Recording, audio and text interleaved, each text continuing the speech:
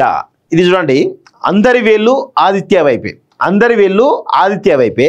So చాలా విచిత్రమైన సంఘటన ఇది. ఇప్పుడు ఇది ఈ కన్స్ట్రక్షన్ మూసీ పక్కనే కొనసాగుతున్నటువంటి ఆదిత్య సంస్థ నిర్మాణాలు అంటూ చూస్తా ఉన్నాం కదా, ఇది మూసీ పక్కనే కొనసాగుతుందట. సో ఇది బఫర్ జోన్లో ఉన్నాయని చెప్పేసి అంటున్నారు. ఈ ఆదిత్య నిర్మాణ సంస్థ ఎవరిది? తోటా చంద్రశేఖర్. తోటా చంద్రశేఖర్ ఎవరు? బీఆర్ఎస్ ఏపీ అధ్యక్షుడు. ఇప్పుడు ఆదిత్య ఎవరిది? ఆదిత్య సంబంధించినటువంటి ఏవైతే ఇన్ఫ్రా కంపెనీ కన్స్ట్రక్షన్ కంపెనీ ఉందో అది తోటా చంద్రశేఖర్. తోటా చంద్రశేఖర్ ఎవరు అంటే ఆయన బీఆర్ఎస్ పార్టీ రాష్ట్ర అధ్యక్షుడు.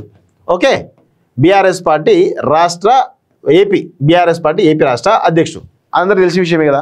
సో ఇప్పుడు ఈయన నిర్మాణాలు ఏవైతే మూసి పక్కన ఉన్నాయో దీన్ని బయట పెట్టింది బీఆర్ఎస్ పార్టీ సంబంధించినటువంటి నాయకులు.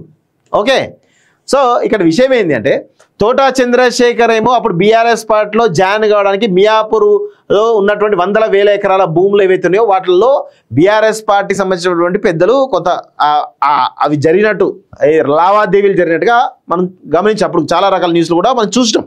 సో ఆయనతోటి అవసరం తీరిపోయింది. ఇప్పుడు బీఆర్ఎస్ పార్టీ కూడా ఎత్తేసిరు.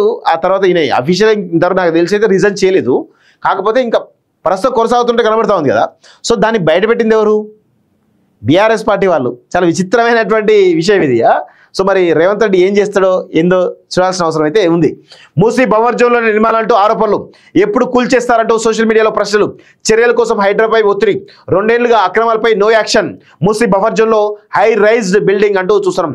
ఆదిత్య కన్స్ట్రక్షన్ పై చర్యలు తీసుకోవాలి సోషల్ మీడియాలో డిమాండ్లు అంటూ చూస్తున్నాం. ఎవరు లేదు, డిమాండ్లు ఎవరు పెడుతున్నారు? బీఆర్ఎస్ వాళ్ళు పెడుతున్నారు.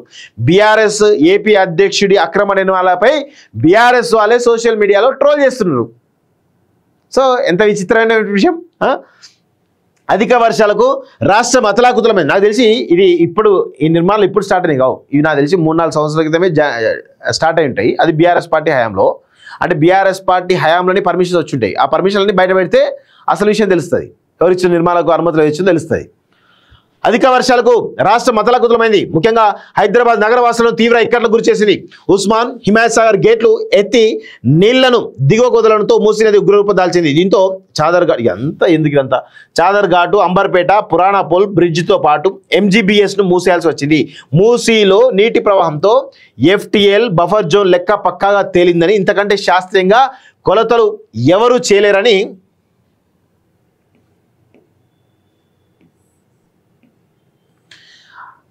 అభిప్రాయం వ్యక్తమవుతుంది. హైడ్రా అధికారులు డ్రోన్ విజువల్ సైతం సేకరించారు. ఈ నేపథ్యంలో ఎన్ని ప్రాజెక్టులు మూసీ బఫర్ జోన్లో ఉన్నాయో గుర్తించడానికి కొలతలు అవసరం లేదనే చర్చ జరుగుతూ ఉంది. సో ఇప్పుడు ఆదిత్య కన్స్ట్రక్షన్స్ ఉన్నాయి, ఓకే, అపర్ణ కన్స్ట్రక్షన్స్ ఉన్నాయి, మై హోమ్ కన్స్ట్రక్షన్స్ ఉన్నాయి, వాసవి ఉన్నాయి.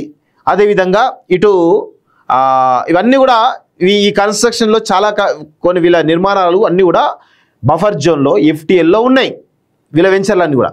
అదేవిధంగా ఇటు అనురాగ్ యూనివర్సిటీ అది ప్రభుత్వ భూములలో, అదేవిధంగా తూముల పైన కట్టిరని మనకు స్పష్టంగా మేము చూపించడం అదొకటి. రెండోది మల్లారెడ్డి కాలేజీలు అవి కూడా చెరువులో ఉన్నాయని చెప్పేసి వాళ్ళ పార్టీ ఎమ్మెల్సీ, గతంలో విద్యార్థి నాయకుడు ఉన్నటువంటి ఎమ్మెల్సీ ఎవరుతున్నారో ఆయన ఆరోపించుడు. మూడోది ఇప్పుడు ఓవైసీకి సంబంధించినటువంటి ఫాతిమా కాలేజ్ ఉంది కదా, ఆ కాలేజ్ ఆల్రెడీ క్లియర్గా ఎఫ్టీఎల్లో ఉంది అని చెప్పి చాలా స్పష్టంగా తెలుస్తూ ఉంది కదా. మరి వీటిపైన నిన్నేమో బతుకమ్మ కుంటకి మొత్తం మేము కబ్జా, ఎవరైతే చెరువులను కబ్జా చేస్తే చెరబడతామని చెప్పేసి వార్నింగ్ ఇచ్చినట్టు రేవంత్ రెడ్డి, మరి వీళ్ళపైన ఎందుకు చర్యలు తీసుకోడు?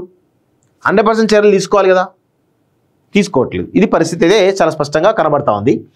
సో ముఖ్యంగా గండిపేట మండలం నార్సింగి దగ్గర ఆదిత్య వింటేజ్ ప్రాజెక్టు వైపు అందరి దృష్టి పడింది. ఇప్పుడు అది అక్రమమా సక్రమమా ఏదో ఒకటి తెలిసిన డిమాండ్ సోషల్ మీడియాలో వినిపిస్తున్నది. అంతేకాకుండా ఇంకెన్ని అక్రమ నిర్మాణాలు ఉన్నాయో మూసీ ప్రవాహమే సాక్ష్యమనే అభిప్రాయాలు వ్యక్తమవుతున్నాయి. దీంతో ఇప్పుడు ఏ ప్రాజెక్టులపై చర్యలు తీసుకుంటారనే దానిపై రియల్ ఎస్టేట్ రంగంలో ఆసక్తి నెలకొన్నది. యువత సోషల్ మీడియా ద్వారా అక్రమాలకు సంబంధించినటువంటి వీడియోలు, ఫోటోలను సాక్ష్యంగా అప్లోడ్ చేస్తూ హైడ్రాకు ట్యాగ్ చేస్తున్నారు. విచారణకు డిమాండ్ రాజకీయ కేంద్ర బిందుగా కట్టడం అంటూ చూస్తాం. ఏమున్నది రాజకీయ కేంద్రం? అది బీఆర్ఎస్ పార్టీ నాయకు ఉంది, బీఆర్ఎస్ పార్టీ నాయకులే కూల్చేయమని చెప్తున్నారు. మరి కూల్చేయక ఏం చేస్తున్నారు? సోషల్ మీడియా ప్రశ్నలు, డిమాండ్లు. మూసీని ఆదిత్య కన్స్ట్రక్షన్ అనే సంస్థ కబ్జా చేసి ప్రాజెక్ట్ నిర్మించిందంటూ సోషల్ మీడియాలో అనేక మంది పోస్టులు పెడుతున్నారు. ఇది హైడ్రా కనిపించిన విధానాన్ని ప్రశ్నిస్తున్నారు, చర్యలకు డిమాండ్ చేస్తున్నారు. సోషల్ మీడియాలో వస్తున్న ప్రశ్నలు 4 డిమాండ్ ఇవే. నార్సింగ్లో ఉన్న ఆదిత్య వింటేజ్ను ఎవరెందుకు చూస్తున్నారు వదిలేస్తున్నారు. మూసీని బిల్డర్లు కొలగొడుతున్నారు.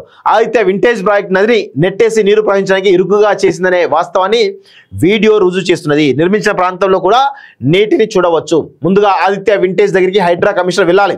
నది సరస్సు పరివాహక ప్రాంతాలు అటవీ ప్రాంతాల్లో అధికారులు భవన నిర్మాణ అనుమతులు ఎలా ఇస్తున్నారో అర్థం కావడం లేదు. అసలు ఫస్ట్ ఆఫ్ ఆల్ ఎవరైతే అనుమతులు ఇస్తున్నారో అధికారులం కదా, వాళ్ళపైన కదా పీడీ యాక్ట్ పెట్టి జైలు పంపించాల్సింది. పెట్టరు. హైదరాబాద్లో పేదల ఇళ్ల మీదకి కూల్చేందుకు బుల్డోజర్లు వస్తున్నాయి. కానీ నార్సింగ్లో మూసీని కబ్జా చేసి కడుతున్నట్టు ఆదిత్య కన్స్ట్రక్షన్ వైపు ఎందుకు వెళ్ళడం లేదు? పేదల నిర్మాణాలు ఎలాంటి నోటీసులు లేకుండా కూల్చేస్తారు. మరి ఆదిత్య కన్స్ట్రక్షన్ అక్రమంగా మూసీ పక్కన నిర్మిస్తే హైడ్రా కనిపించడం లేదా? సో ఇది ఉస్మాన్ సాగర్, ఓవైపు ఆదిత్య నిర్మాణ సంస్థ, మరోవైపు వెస్సెల సంస్థలు ఆక్రమించాయి. గూగుల్ మ్యాప్ కూడా అదే చెప్తున్నది అంటూ చూస్తున్నాం. మరి హైడ్రా ఏం చేస్తున్నట్టు? హైడ్రా మొన్న అన్నాడు కదా, మేము తప్పు చేయం, 100% మేము కబ్జాలు చేయకుండా చూస్తాం, తాటలు ఇస్తాం, అక్రమార్కులు తాటలు ఇస్తామని చెప్పేసి అన్నారు కదా. ఏమైనా ఈ డైలాగులు? రంగనాథ్ గారు చెప్పండి. ఒక బతుకమ్మ కుంటను మీరు పరిరక్షించి అది దాన్ని చేస్తే గొప్ప అయిపోయింది, హైడ్రా పని అయిపోయినట్టనా? వాసవి మీద మీరు ఎప్పుడు చర్యలు తీసుకుంటారు? ఆదిత్య మీద ఎప్పుడు చర్యలు తీసుకుంటారు? ఆ వెసెల్లా ఉందట, అది దాని మీద ఎప్పుడు చర్యలు తీసుకుంటారు? మై హోమ్, అపర్ణ, ఇలా చాలా ఉన్నాయి. అనురాగ్ యూనివర్సిటీ, మల్లారెడ్డి యూనివర్సిటీ, ఇవన్నీ మేము చెప్తున్నాం కదా పేర్లు. చూడండి, మీకు తెలిసిపోతుంది అవన్నీ. అలా దానికి ఒక పెద్ద కథ కార్ఖానా.